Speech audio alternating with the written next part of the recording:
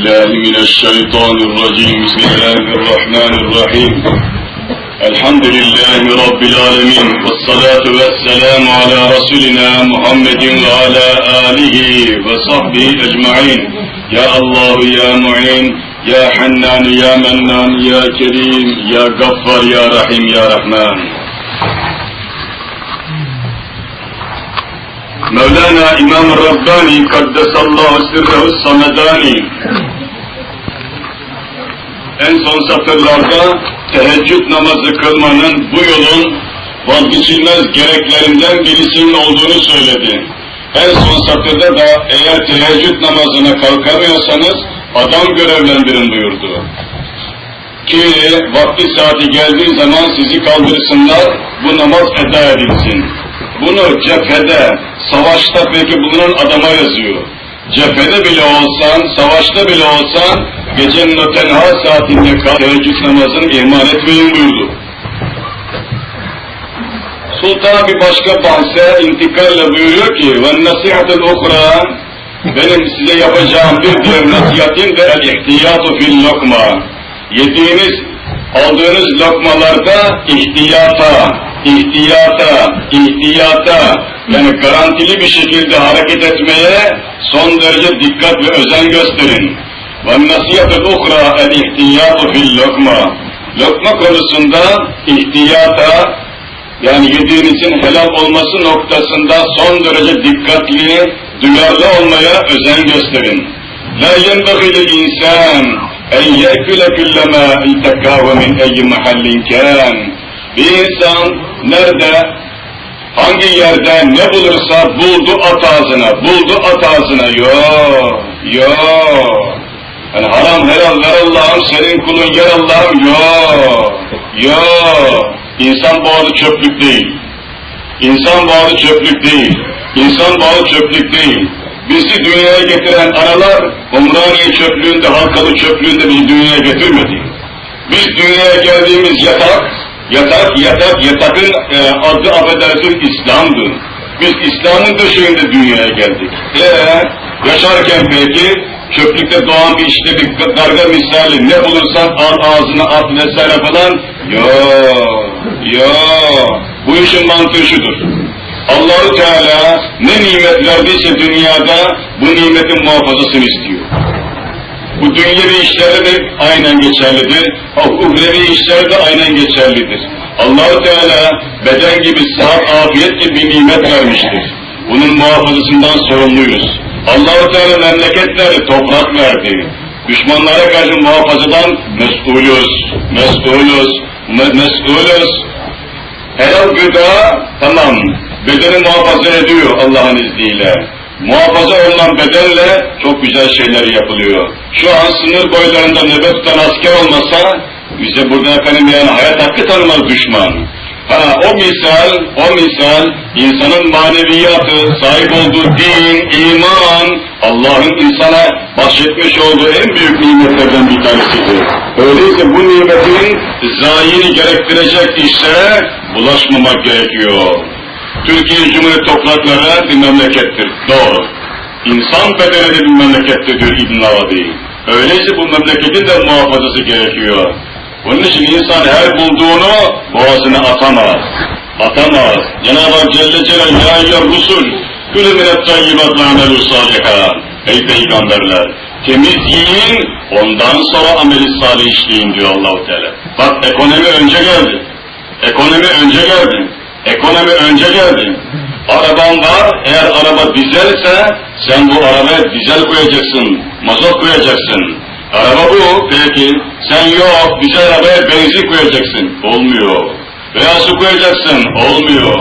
Bir makine neyle çalışıyorsa, tamam, o çalışmış olduğun şeyle sen o makineyi besleyeceksin. Aksi halde bozarsın, motoru indirme durumunda kalırsın. Vücudun da belki bir kimyası vardır. Bu kimyayı bozduğumuz zaman her şey bitmiştir. Resul-i Ekrem sallallahu aleyhi ve sellem buyuruyor, yediğin haram, içtiğin haram, giydiğin haram. Allah senin duan niye kabul etsin ki? İstediğin kadar yapar. Büyükler derler ki, insan duasız yapamaz. Biz muhtacız. Biz yalvarmaya, biz değil bütün mahlukat Allah-u Teala'ya muhtaçtır. Muhtaç mutlaka dua edecektir. Buna biz mahkumuz, mecburuz, ihtiyacımız var, biz duasız yapamayız biz. Diyorlar ki, dua anahtardır diyorlar. Anahtarın dişleri ise helal gıdadır diyorlar. Anahtarın kapıyı açması için dişlerinin tam olması lazım. Bir diş fazla uzun veya kısa olsa istediğin kadar zorla anahtarı. Hayır, bu anahtar kapıyı açmayacaktır. İstediğin kadar zorla, ister inan, ister inanma. İşler kesinlikle düzene girmeyecektir. Anahtarın dişlerine dikkat.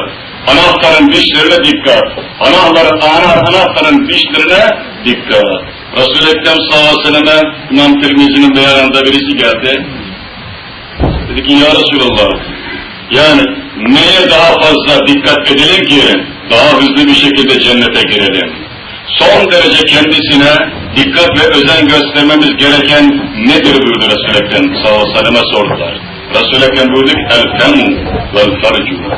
Ağzınıza koyduğunuz lokmaya dikkat edin, bir de apış aranıza dikkat edin. Bu iki nokta mühimdir, mühimdir.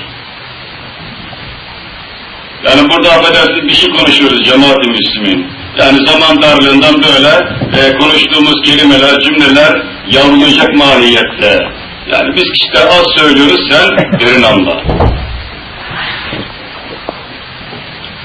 El-ihtiyat fil-lokma la yenbeghi lil-insan en ye'kule kulle ma tekahu min eyyi mahallin kan. İnsan nerede ne bulursa hemen peki yemesi uygun değildir. Min gayri mulahazatil hilliyyeti vel hurmeti şer'iyyeteyn. Yani aldığın helal mı, haram mı, hiç bunu sormuyorsun veya öğrenmiyorsun. İnsan da nefsinde normalde hoşlanmış olduğu şeyi alma, yeme, işte içme tutkusu vardır. Bir şey eğer ağızda tat veriyorsa, bu güzeldir vesaire. İnsan psikolojisinde böyle bir özellik vardır. Ama hiç sonunu düşünmez. Alır diyelim şimdi, balın üzerine konsa veya reçelin üzerine konsa, hayvan diyor ki, ne kadar tatlı ya diyor vesaire. Hele yiyeyim ama ayaklara ve kanatlara artık yani reçele baktı, bala baktı. Sonra peki doydum, hadi uçayım diye kendisini bir zorlasa, zorladığı miktarca içindeki bulunmuş olduğu reçele veya bal daha fazla batar. İnsanın da batışı aynen böyle oluyor. Düşünmüyorsun nasıl gelecek. Tarikat dersinden feyiz kesiliyor bazen. Bazen insan tıkanıyor. Ondan sonra işte yaptığı dersten bir şey anlamıyor. Ders ona odun gibi geliyor, bir şey yani. Tat tuz yok. Ondan sonra ben niye böyle oluyorum? Hani bu tarikat işte hocaların anlattığı gibi çok lezzetliydi. Hani işte o tecelliler, hani o keşifler, zuhuratlar vesaire. Ya herkese bir şey oluyor, bana bir şey olmuyor vesaire. Yediğin lokmaya dikkat et. İmam Rabbani Kudüs Sirru'nun sol tarafında büyük oğlu Muhammed Sadık yatıyor. Çok cezbeliydi. Küçük yaştayken yani tarikatta birçok makamları elde etti. O kadar ki yani İmam Rabbani şaştı kaldı. Ya bu ne iştir? Sahibi insanların, dervişlerin günlerce, aylarca sonra elde etmiş olduğu makamları Muhammed Sadık Kudüs'ü çok kısa zaman dilimi içerisinde elde ediyordu. İmam Rabbani gitti Üstad Hacı Muhammed Baki'ye. Dedi ki Efendi Hazretleri diye, benim bu oğlum bir acayip dedi ya. Bu acayip dedi makamları geçiyor dedi. Yani bilmiyoruz pek yani sağda solda böyle bu makamları aşıp geçen dedi. Bu ne olacak bu dedi. Bu dedi duramıyor yerinde dedi. Böyle bun makamları geçiyor dedi. Hacı Muhammed Sadık Kudüs'ü buyurdu ki gidin çarşıya dedi. Şüpheli bir gıda maddesi getirin dedi. Şüpheli bir gıda maddesi getirin. Bir lokma alın dedi. Fazla değil. Bir lokma. Getirin yedirin dedi. Gittiler getirdiler bir lokma, şüpheli bir gıda maddesi, verin yesin dedi. Yedi, ondan sonra rızık kesildi. Tek bir lokma, tek bir lokma, tek bir lokma. Burada neler var neler. Bir affedersiniz domuz üreticisiyle bir röportaj okumuştum 15 sene önce. Bursa'da adam domuz yetiştiriyor, affedersiniz. Röportajı yapan diyor ki ona, yani bu domuz katkılı mamuller neler diyor piyasada vesaire. Adamın vermiş olduğu cevap şu, beni konuşturmayın diyor. Eğer ben konuşursam, en hacınızın, en hocanızın evinde dahi bir domuz eti mamulu söyleyebilirim diyor. Beni konuşturmayın diyor. Olay bundan ibaret. Dahasını öğrenmek isteyen varsa, internete girsin www.gıdaraporu.com.tr başvursun. Neler var neler, neler var neler, neler var neler.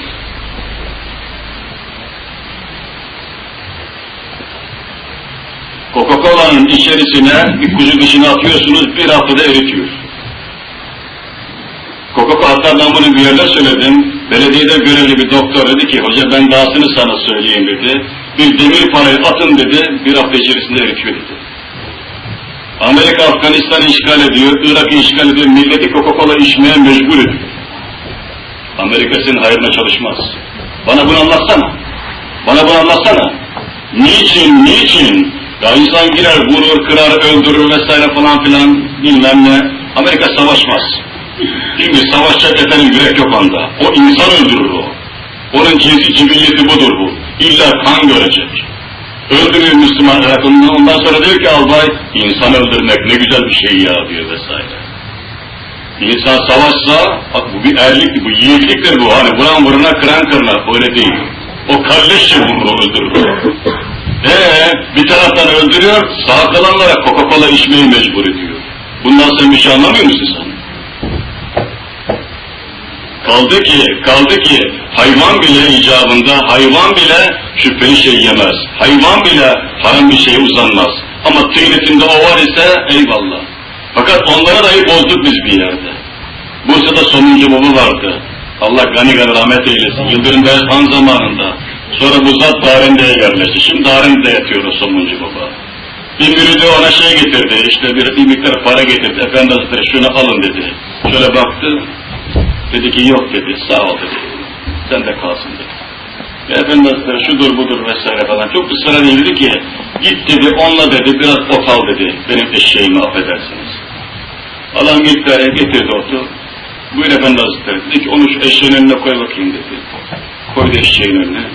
Eşek şöyle burnu uzattı, yaptı, baktı ki olacak gibi değil. Ve döndü kıçını, üzerine işidi affedersiniz.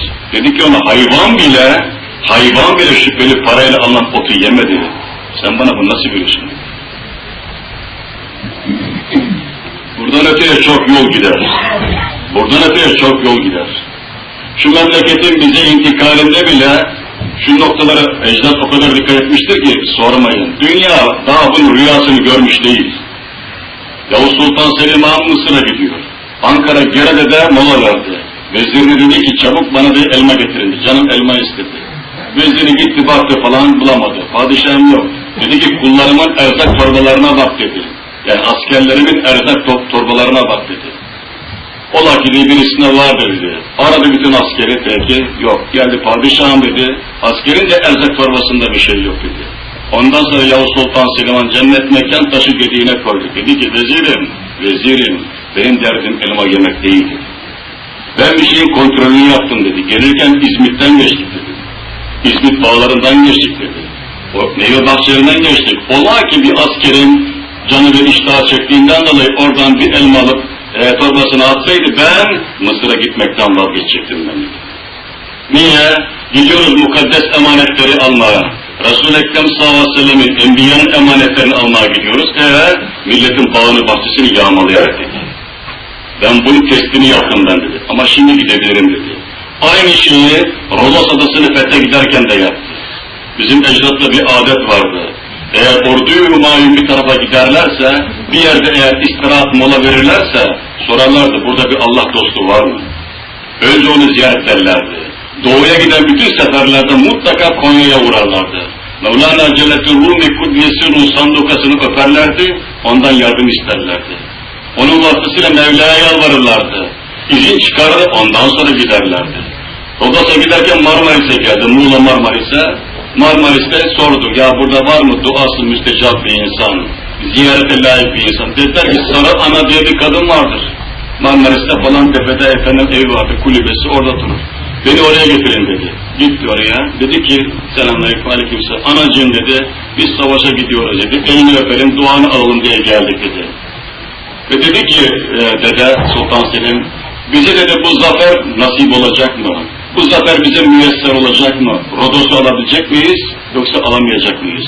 Dedik ki ona, askerin dedi erzak torbalarını kontrol et dedi. Ondan sonra eğer birisi, şimdi armut mevsimi dedi, eğer birisinin erzak torbasından armut çıkarsa dedi, bu savaş sana nasip, bu zafer sana nasip olmayacak. Ama bir şey yok ise dedi, tamam, adayı alacaksın dedi. Yalnız dedi, hangi askerin erzak torbasından bir armut çıkarsa dedi, ona dedi yani fena yapma, onu dövme. Onları dedi, böyle usulen savaşa sokma onları dedi. Onları memleketlerine geriye gönderdi. Onlarla savaşa girme, buraya dikkat şimdi. Onlarla savaşa girme, onlarla savaşa girme. Onlarla savaşa girmezsen, savaşı kazanacaksın dedi. Ve yapılan aramalarda bulundu. Bir armut bulundu ve adamı geri gönderdi. Rodos'a girdi ve Rodos çok kısa zaman içerisinde fethedildi. Dünya bunlarla dönüyor. Bana hikaye okuma, tamam mı? Şu silah, bu silah tamam, silah eyvallah, lazım mutlaka. Allah da Kur'an'da söylüyor. Ama bu işler sadece silah gücüyle dönmüyor.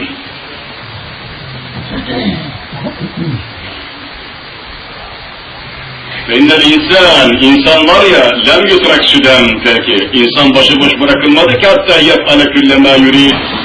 Dahi insan her istediğini yapsın, sen insansın sen. Senin amirin var, seni yaratan var, sen memursun sen. Sen kimin mülkünde kendi kafana göre takılıyorsun sen?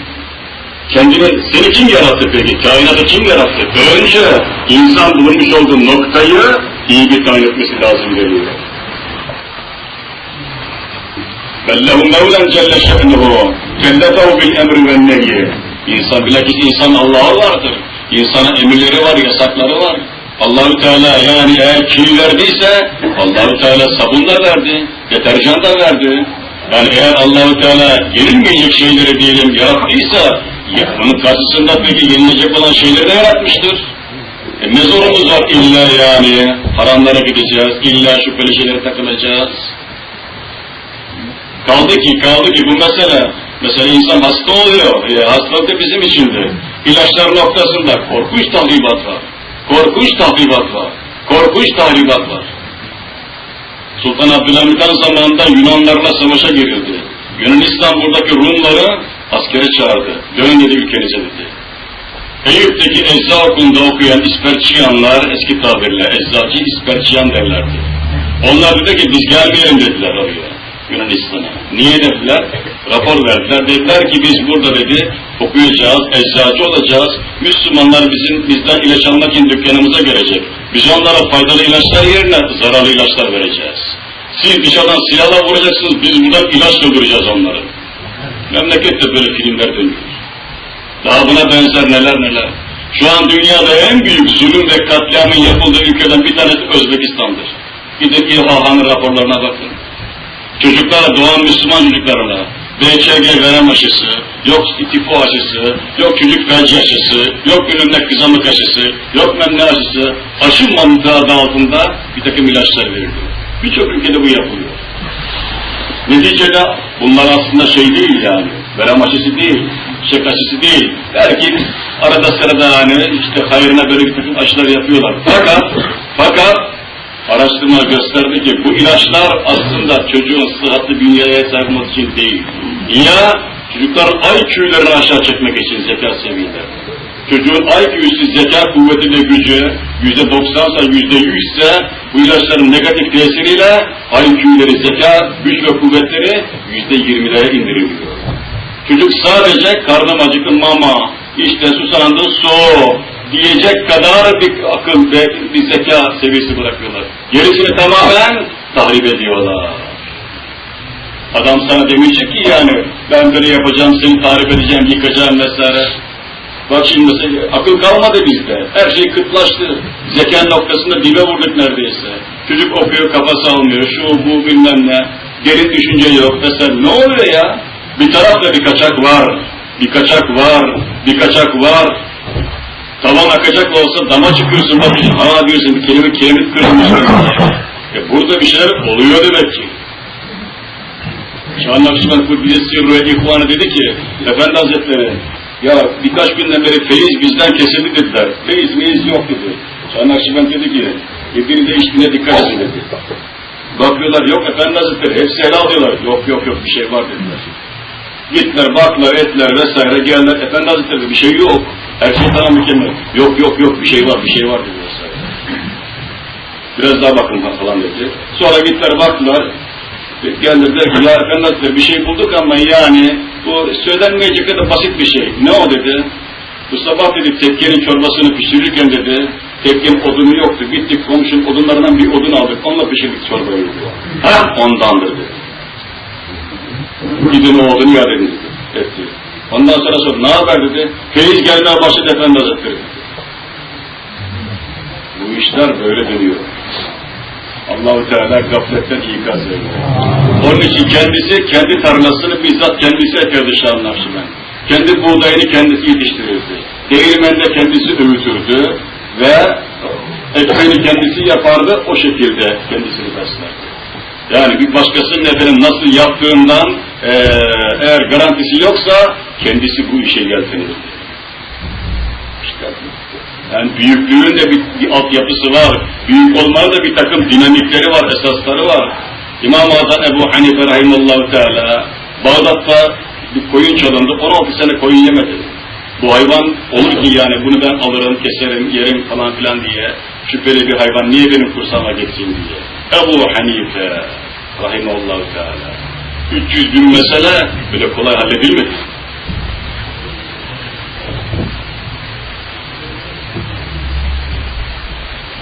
Kelletehu bil emri ve nehyi ve beyyene merdâhu ve gayre merdâhu. Allah-u Teala neyden razı değil, bütün bunları bir tevassıtul enbiyâi, peygamberlerle birlikte, peygamberler vasıtasıyla insanlara bildirmiştir. 224 bin peygamber bir yerde, yani konumuz bu olunca şöyle diyebiliriz, yani şu boğazdan aşağıya bir haram, bir şüpheli bir şey gitmesin diye gönderildi. Ne yiyeceğiz, ne içeceğiz vesaire. Midene giden şeye dikkat edeceksin. Bir. Aynı zamanda kafana ve kalbine gidene de dikkat edeceksin. Şimdi beyinler çöplük oldu. Kalpler efendim yani puthane oldu. Yani fikir babında, düşünce babında neler dinliyorsun, neler peki yani efendim okuyorsun, nereye bakıyorsun, neler duyuyorsun vesaire. Nasıl ki boğazdan giden gıda maddesi şüpheli oldu, haram oldu, kimyayı bozuyorsun, peki kafana ve kalbine giden bilgi de eğer hayırlı bilgi değilse, diyelim işte, kötü şeyler ise o tahribatta peki büyük olacaktır. Yani hem oradan yıkılıyor insan, hem buradan yıkılıyor. Hem maddi noktada hem manevi noktada muazzam bir tahribata maruz kalıyor. İnsan oldu, affedersin, beyni çöplük oldu, kalbi tane oldu. Onun için İmam-ı Şahrani Rahimullahu Teala Sultan Fatih zamanında Mısır'da yaşamış bir Allah dostudur. Kendisi son derece riyazet sahibi Allah dostuydu. Piyasaya çıktım diyor, çarşıya baktım diyor, yani öyle halis, muhlis yiyecek bir şey bulamadım diyor. Yani şüpheli şeylerden geçilmiyor. Mevcut olan her şeyden şüphe ettim diyor ve ben 2 aylık toprak yedim diyor. Bu fetva değildir, yanlış anlama, tamam mı? Sen de toprak ye demiyorum ben sana. Ama bu işe titreyenler bak nereden gidiyorlar. Yani gerçekleri biz gördük, başka kimse görmedi, öyle mi? Yok. Bu türlü hareket edenlerin sahip oldukları kerametlere bakıyorsun, güzelliklere bakıyorsun, akıl almıyor. Ya nasıl oldu bu zat vesaire falan böyle. Tabii anlamak isteme, anlayamıyorsun. Niye? Onun geçtiği yoldan geçmiyoruz ki biz. Ama İbn-i Ceyb Rahimahullahu Teala Hanefi fukahasında şunu söyler. Eğer bir insan haramdan başka yiyecek bir şey bulamıyorsa, yani yiyecek haram ama diyelim şüpheli şeyler de var. Haramı yemesin diye şüpheli şeylerden yiyebilir diyor. Helal yok yalnız ortalıkta. Haram var, şüpheli var. İkisi karşı karşıya gelse o zaman haramı yemeyecek, şüpheli yiyebilir diyor. Ama helal varken asla ve kat'a şüpheliye ve harama geçit yok, cevaz yok.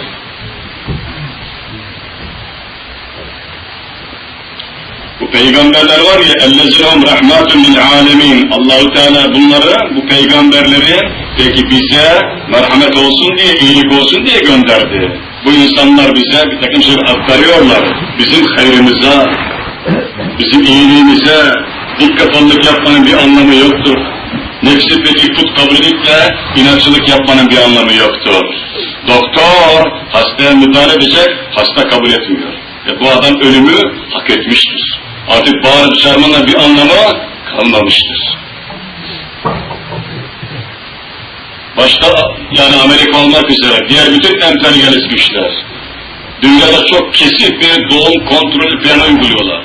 Ve adamlar diyorlar ki mesela Joseph Goldsinger diye bir Amerikalı var. Geçenlerde bir makale yazdı. Milletleri kısırlaştırmamız için diyorlar, yediklerine ve içtikleri sulara bir takım kısırlaştırıcı maddeler katmamız lazım diyorlar. Ki bu adamların hızını keselim diyorlar. İsrail'den hormon alıyoruz mesela. Her sene 3,5 ton. Ama o en fazla o hormonlu gıda, o hormonla yetiştirilen ürünlerden, meyvelerden bir insan yese ondan hasıl olacak diyelim meni, affedersiniz. O salgıdan bir tane, 2 tane çocuk sahibi oluyorsun. Ötesine geçemiyorsun. Bitti. Şimdi savaşlar ekonomiyle oluyor. Tamam, demirlerle, şunlarla, bunlarla savaş var, eyvallah. Ama ondan daha etkilisi ve daha kökü kazıyıcı mahiyette ekonomiyle iş götürülüyor. Böyle bir savaş var 100 yıldan beri, en yakın tarihten itibaren söyleyecek olursak, 100 yıldan beri böyle bir katliam var. Müslümanlara niyet olsun ki, fakat işin acayip tarafı şudur. Kalkar bir Müslüman kardeşimiz şimdi helal gıda üretir, bu sefer Müslüman gidip o Müslümanın peki malını almıyor. Bazen de nasıl olsa peki bir helal gıdaya yöneldi, hadi bakalım o da üzerine, piyasanın üzerinde yüksek fiyat uyguluyor. Yani nereden baksan mesela bel vermiş, kambur çıkmış, yani nasıl olacak bu işler peki? Allah iyi niyetle çalışanlar razı olsun. Bize de efendim gafletten yani uyanmayı ihsan eylesin. Yoksa yani bu serkeşlik devam ettiği müddetçe yıkıldık gittik. Adamlar şu araştırmayı yaptılar. Müslümanlar tarihte fetihten fethiye koştular diyorlar. Müslümanlar tarihte fetihten fethiye koştular. Yani gittiğimiz ülkeleri peki fethettik. 26 milyon 400 bin kilometre kare efendim toprağın sahibi de Osmanlı Devleti. Ya bu adamlar ne sayesinde peki yani bu kadar toprağı fethetti? Araştırmasını yaptılar. Bir de şeyi buldular. Diyorlar ki bunların yediklerine, içtiklerine bakalım diyorlar. Bakıyorlar ki temel gıda maddesi et, süt, yumurta, balık eti vesaire. Ya diyorlar ki bu adamların bu kadar yani güzel manevra yapması, askerlikte peki beceri sahibi olmasının temelinde bu alınan gıdaların etkisi var diyorlar. Ve şimdi işte son 100 yıldan bu yana daha ziyade tahıl tüketimini teşvik ediyorlar. Et, süt, yumurta, balık eti vesaire, yok bunlara fazla rağbet etmeyin propagandası yapılıyor. Nedir peki? O güç, kuvvet, kafa, deha, bunlarda protein var, karbonhidrat var. Ki insan zekasını etkileyen şeyler bunlar. Yediğin yumurtaya elin gavuru müdahale ediyor. İçtiğin efendim süte elin gavuru müdahale ediyor. Ne diyorsun peki? Ne diyorsun peki? Bir kuş gribi çıkartlar vesaire 1,5 milyon, ondan sonra hayvanın canına girdiler peki. Bunun da hesabı sorulacak. Ne oldu bu grip şimdi? Hadi tavukları, horozları kestin peki. Güvercinler ne olacak? Ha? Hadi! Cevap ver! Ama köşeyi döndü bu arada. İlaç firmaları iyi sattı bu ara. O yapacak, ben kobay olarak kullanılacağım. Tamam olabilir kuş gribi. Biz tıbbı inkar etmiyoruz vesaire. Ama bugün bilim ateistlerin elinde. Bilim ehli küfrün elinde. Bilim böyle diyor. Bilim böyle diyor. Bilim böyle diyor. Bilim öyle demiyor. Yalan konuşalım. Onlardan çok belki bilime biz hürmetkarız. Benim amentümün içerisinde kitaplara iman var. Allah'ın bana ilk emri ikra, oku. İlim benim imanımdır, ilim benim Allah'ımdır. İmam Rabbani tabiriyle. Allahu ilmun demir diyor. Ben ilme bu kadar hürmetkarım ama birisi kalkar, ondan sonra bir ilaç efendim yani iman edecek. Neticede halbuki zararlı insan sağlığına o. Mesela ne? Sakkaroz. Adam bunu burada iman ediyor. Bakın insan sağlığına zararlı bu. Atlıyor gidiyor İsviçre'ye, en büyük tıp otoriteleri orada doktorlar. Birisine basıyor 500.000 dolar, 1 milyon dolar ondan sonra diyor ki ben şu ilacı iman ettim diyor. Sen bu ilacın faydalı olduğuna dair bir makale yaz diyor. Bir kitap yaz, adam yazıyor vesaire. Ve mal çok kısa zaman içerisinde tüketti. Halbuki insan sağlığına zararlı. Böyle neler. Sonra benim ibadetim olmuyor, şu bu vesaire. Mekke-i Mükerreme ve Medine-i Münevvere muhafızı Eyüp Sabri Paşa Miratul Harameyn'e diyor ki, Kabe-i Muazzama'nın üzerinden kuşlar geçmez diyor.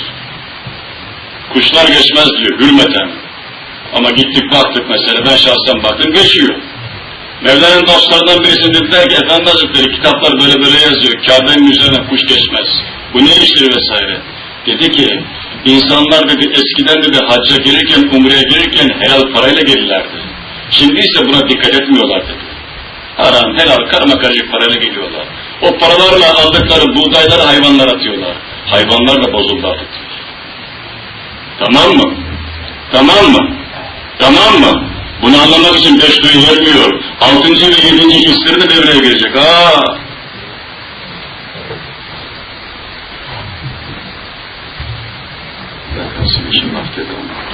Allah-u Teala kartalardan, vartalardan mazlum Müslümanlar masunu mahfuz eylesin.